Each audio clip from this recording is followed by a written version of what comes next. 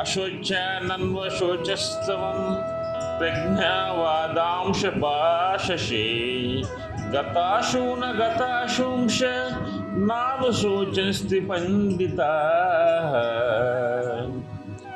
అశోచ్యానన్వ శోచస్తవం ప్రజ్ఞావాదాంశ భాషసే గతాశూన గతాశుంశ నాను శోచంతి పండితా.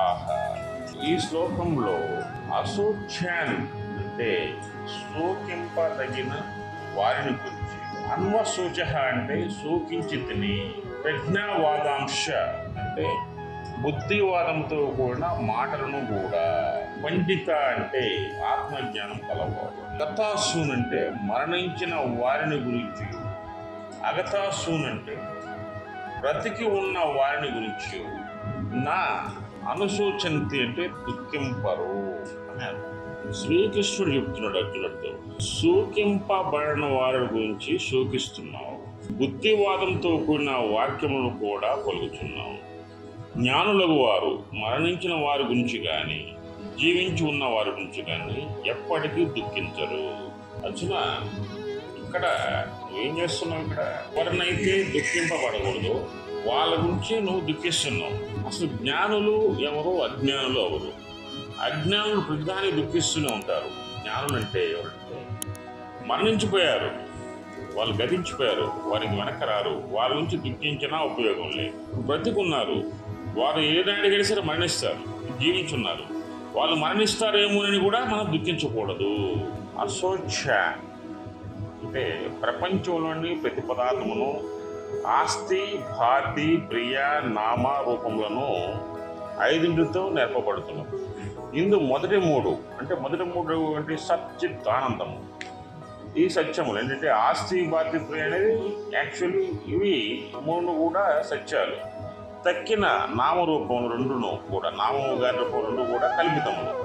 మొదటి 3 మాత్రమే జీవుని వాస్తవ స్వరూపమును తెలియజేస్తాయి, నామస్వరూపం కాదు. సత్యమగు తన స్వరూపమును ఏకకాలంలో నశింపదు, కావున దాని కొరకై శోచించవలసిన పని లేదు. అసత్యమగు నామరూపమును మార్పు పొందినను నశించినను అవి తన స్వరూపమును కాదు, కనుక వానికై శోచించట నిష్ప్రయోజనం. కాబట్టి నువ్వు శోకించడం దేని కొరకు అని శ్రీకృష్ణుడు అర్జునుడు అడుగుతున్నాడు. అదేవిధంగా ప్రజ్ఞావాదాంశ అంటే బుద్ధివాదంతో కూడిన పలుకులు.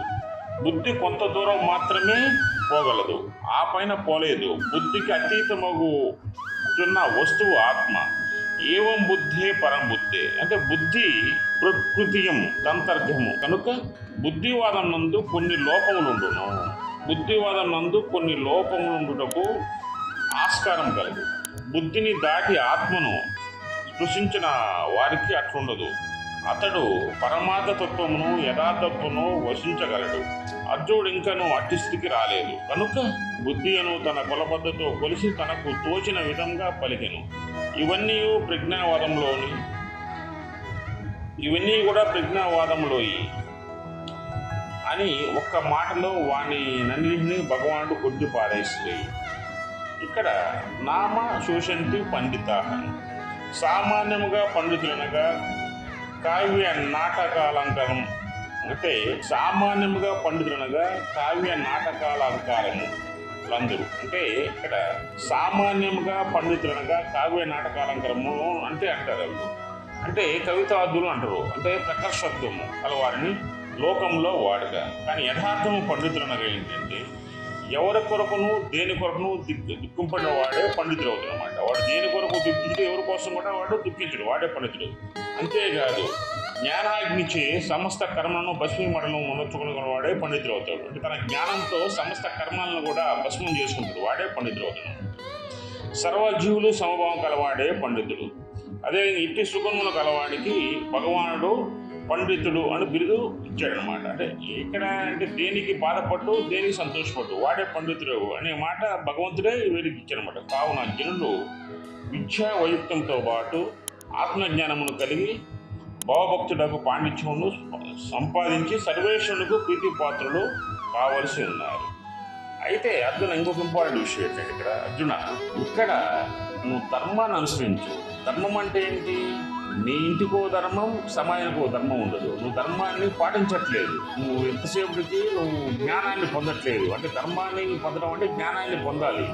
జ్ఞానాన్ని పొందిన వాడే ధర్మాన్ని అనుసరిస్తారు. అంటే నువ్వు ముందు ఇంకా అజ్ఞానంలోనే ఉన్నావు. ఇక్కడ జ్ఞానం అంటే ఏంటంటే నువ్వు ఎంతసేపు నా బంధువులు నా జనాలు అంటున్నావు. అది కాదు, చాలా పెద్ద తప్పు. ఇంతకుముందు నువ్వు యుద్ధాలు చేసావు, గాంధర్వులతో యుద్ధం చేసావు, ధర్మాధర్మ విచక్షణ కోసం చేసావు. అందువల్ల అంటే వాళ్ళతో చనిపోలేదా? అంటే నీ బంధువులే చనిపోతారా యుద్ధం చేస్తే? అంటే ధర్మం అనేది నీ బంధువులకి వేరే విధంగా వేరే సమాజం వేరేగా ఉంటుందా? ఉండదు. ధర్మం అనేది నీకు కానీ నాకు కానీ సమస్త జీవకోటికి ఒకే ధర్మం ఉంటుంది. తప్పు చేసిన వాడు శిక్షింపక తగదు.